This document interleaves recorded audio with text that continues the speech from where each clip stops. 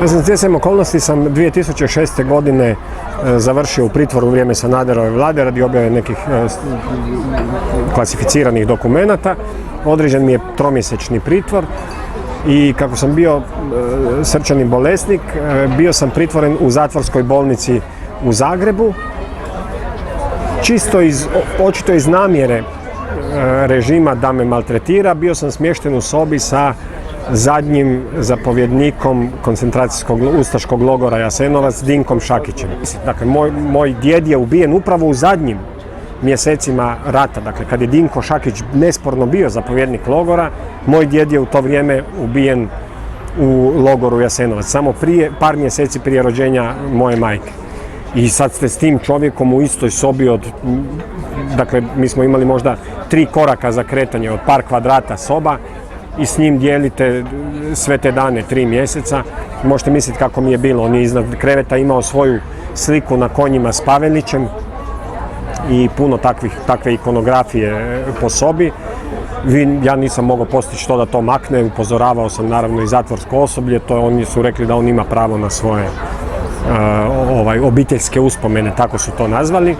I on je u jednom trenutku primijetio, došli su mi neki sudski dokumenti i u sudskim dokumentima je naravno pisalo djevojačko prezime moje majke, koje je bilo Engelman, židovsko prezime, zagrebačko židovsko prezime. I on je pročitao to u dokumentu i rekao mi: Engelman, to je židovsko prezime, šta ne? Ja sam rekao da. Moji su s majčine strane zagrebački židovi. I on je rekao: evo vidite da ih nismo sve riješili.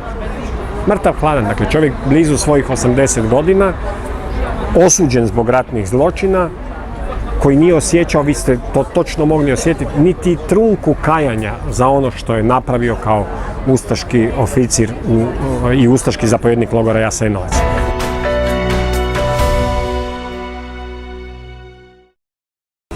Kako sam ja boravio s njim 3 mjeseca, on je nakon nekog vremena pisao je memoare u zatvoru i od mene, kao da tako kažem suprotne strane, je htio čuti mišljenja o tim memoarima i davao mi je te memoare u segmentima na čitanje i u jednom dijelu memoara je opisao zadnje dane NDH i njihov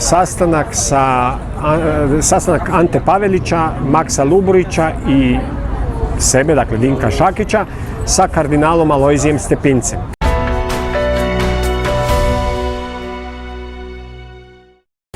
Alojzije Stepinac je njih pozvao na taj sastanak u ime i za račun Engleza i prenio im ponudu Engleza i garancije da Pavelić sa svitom sigurno napusti NDH i krene prema sigurnom teritoriju koji mu je bio dogovoren. Kad je Pavelić prihvatio takav plan koji mu je prenio Stepinac, a koji je bio poruka Engleza, onda su pohranili kod Pavelića u riznici Zagrebačke katedrale niz umjetnina i dragocjenosti koje su uglavnom bile otete židovskim, srpskim i romskim obiteljima na teritoriju NDH. I o tome su čak sačinili zapisnik. To su bile tamno crvene bilježnice koje je Šakić imao sa sobom u zatvoru.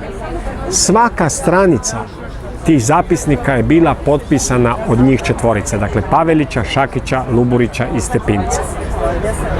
I te zadnje dane NDH, kada Pavelić dobiva britanske garancije preko Stepinca da napusti teritorij NDH, vrlo detaljno te pregovore, razgovore i dogovore opisuje Šakić u svojim memoarima. Nažalost, koliko mi je poznato, nakon njegove smrti njegova obitelj nije dobila te materijale od zatvorske uprave.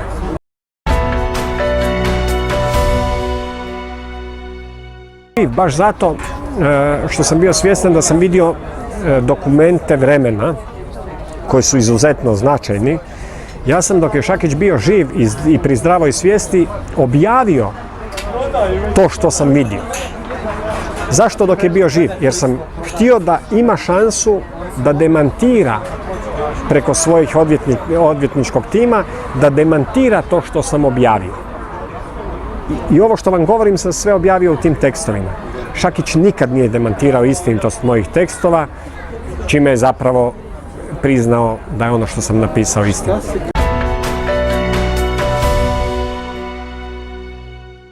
Ono što je zanimljivo, dakle, potvrdu Šakićevih navoda iz Šakićevih memoara. Ja sam našao kasnije u dokumentima koje sam dobio iz Velike Britanije, a to su diplomatske depeše i strogo povjerljivi britanski dokumenti, zapravo neka vrsta prosvjednih nota koje je London slao Josipu Brozu Titu, tražeći i lobirajući kod Tita da se Stepinca pusti na mir. Dakle, to je zbirka dokumenata koja dokazuje da je britanska vlada sa britanskim tajnim službama lobirala da u Jugoslaviji, lobirala kod Tita da bi London zaštitio Alojzija Stepinca.